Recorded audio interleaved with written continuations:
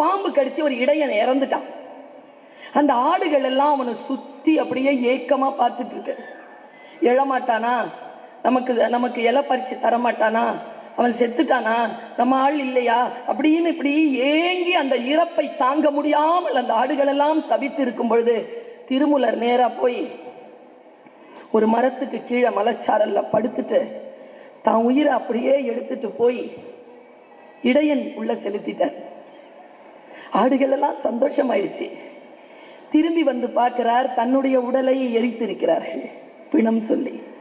கடைசி வரைக்கும் அவர் இடையனாகவே வாழ்ந்து விட்டு போனார். எனக்கு மட்டும் அந்த சக்தி இருந்தால் இதோ இப்பொழுதே நினைவாலயத்திற்கு சென்று இந்த உயிரை அங்கே செலுத்தி கலைஞனவர்களை பரிசாக இந்த தளபதிக்கு அந்த பிறந்த நாள் பரிசாக தந்துவிட மாட்டோமா என்ற நினைவிலேயே நான் இன்றைக்கு பயணம் செய்து வந்தேன்.